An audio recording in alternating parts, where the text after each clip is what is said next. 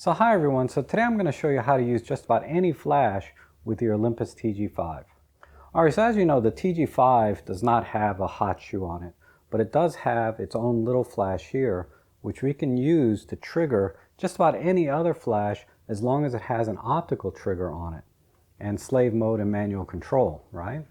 The flash I'll be using today is my Godox TT-350O, and this is a TTL compatible flash for Olympus cameras, and I use this on my EM10 and my EM1 Mark II in my real estate work, but today I'll be using it with the TG-5.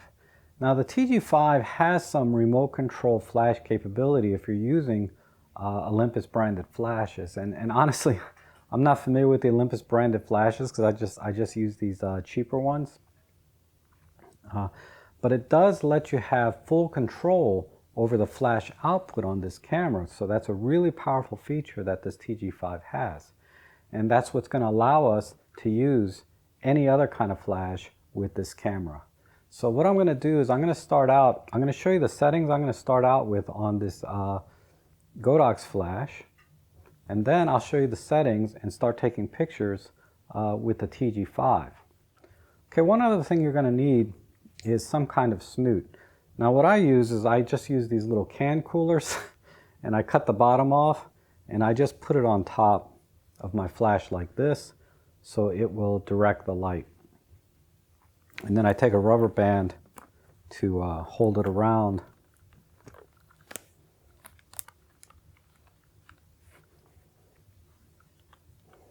To hold it onto the flash like this.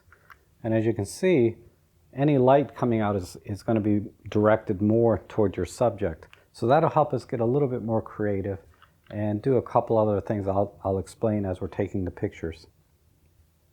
Okay, and these snoots, by the way, really make great lens protectors when you stuff your lenses in your bag. And that's what I usually do. So I always have a snoot with me by default because they also protect my lenses. Now, all right, the first thing that we have to do is put the flash into manual mode. And there's a little mode button here, and you'll have to look at the flashes that you own to see if there's any differences. So now I have a little M up here. And now I can adjust the power by rotating this dial counterclockwise to reduce the power and clockwise to increase the power. Now when I'm indoors, I like to start at 1/16 or 1/32 power in terms of flash output. And the little number next to it over here is just the a third of a stop, 2/3 of a stop, and a full stop. But I like to start at 1/32 power when I'm indoors, and then I can adjust the flash power up or down based on my test exposures. So, and that's it. The other thing is you need to make sure there's a slave button here that you're in slave mode S1. And you can change that here so that the slave mode is off. Now it's in slave mode, and what that does, S1, is it fires the flash anytime the optical trigger detects another flash. S2 is for when your flash on your camera is in TTL mode, so it'll fire twice, and S2 will cause the flash to fire on the second flash. But we're going to be using S1 because we're going to be controlling the flash on the TG-5 manually. So it's only going to fire once. Alright, so I've set up the TG-5 on this bracket here, but just ignore all of this setup. This is simply so you guys can follow along with me as I'm pushing buttons and changing settings.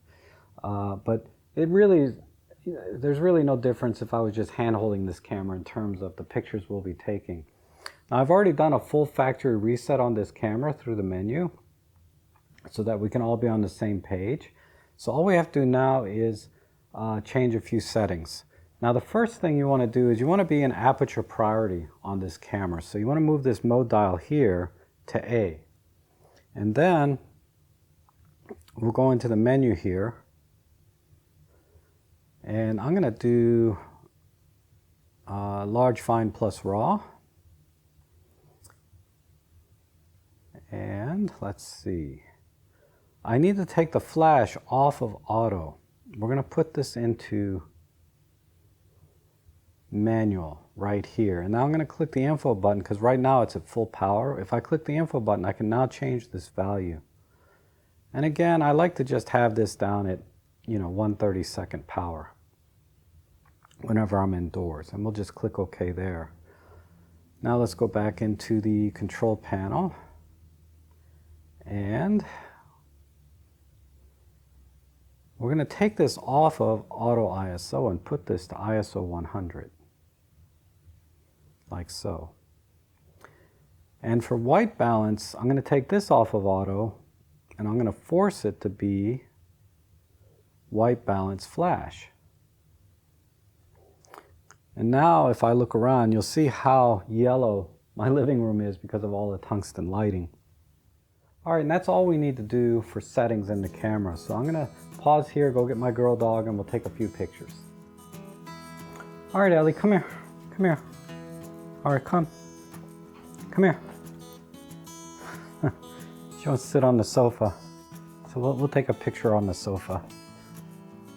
All right, first thing I'm going to do is just go into iAuto mode and just take a picture and show you what it looks like in full automatic.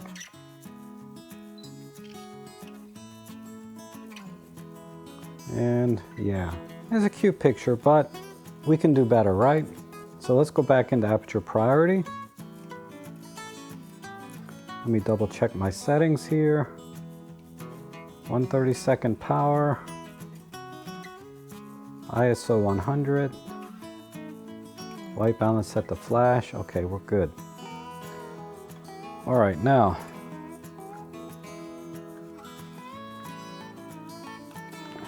make sure I'm at 1/32 power on the Godox flash.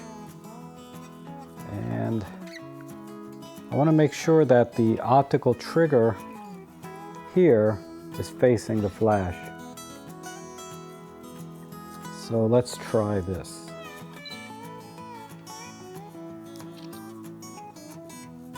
And take a look. Okay, so the light is a little bit too focused and a little bit hot. So what I need to do is reduce the power on the flash. Let me show you. I'm going to reduce this down to 1/64 power and try again.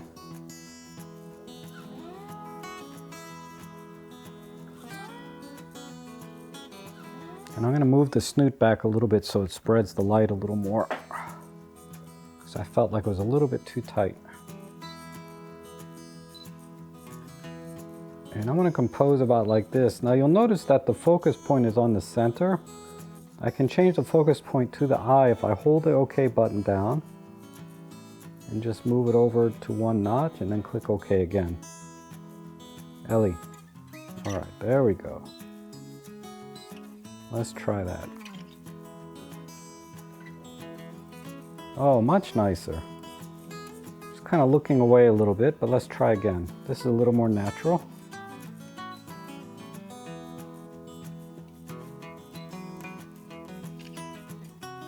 Oops, the flash didn't fire. Hold on.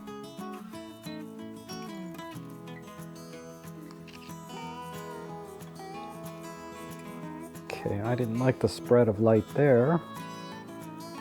Try one more. Ellie, here.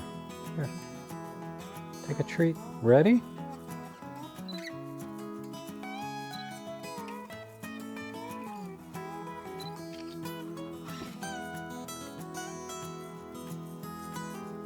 That's a pretty nice picture. I just didn't like where she's looking.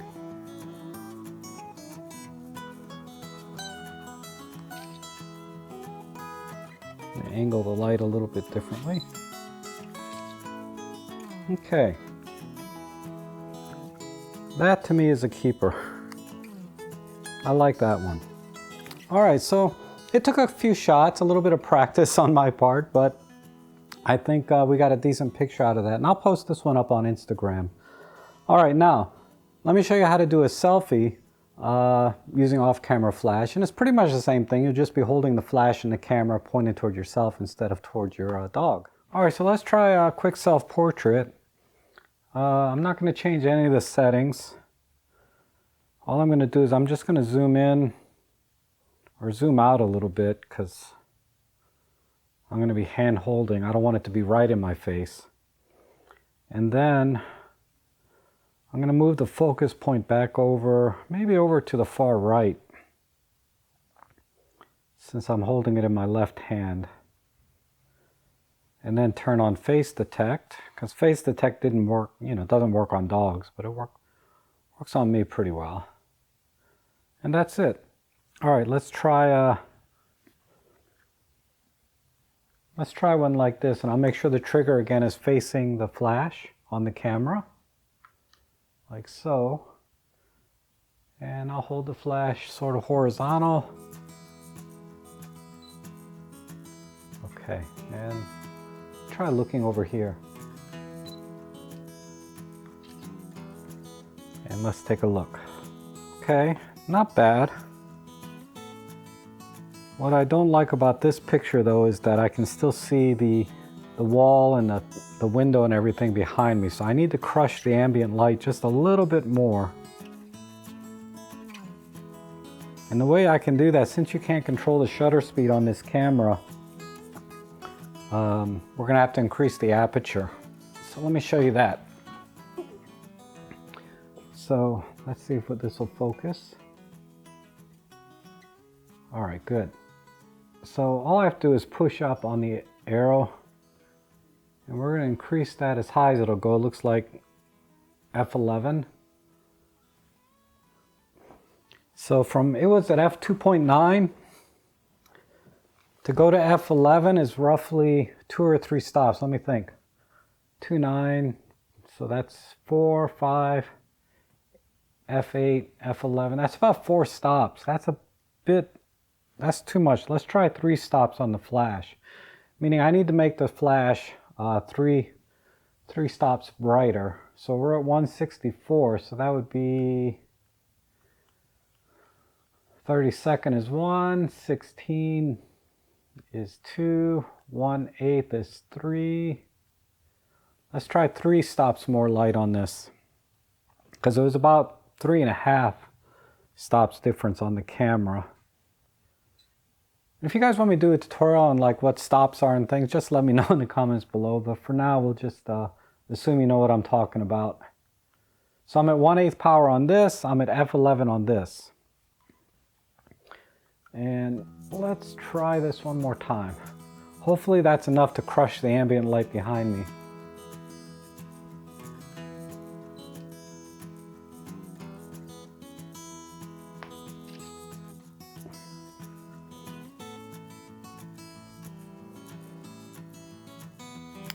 All right, success.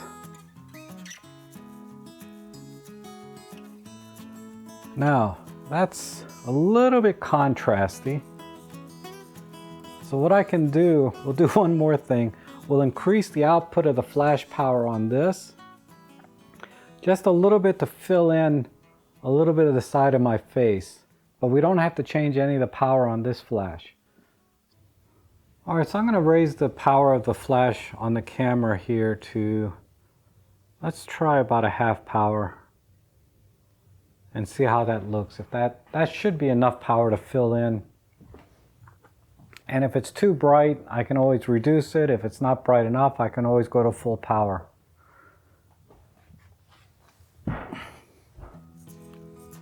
So let's try this. Hopefully I'm in focus. Not sure, but anyhow, I think I am.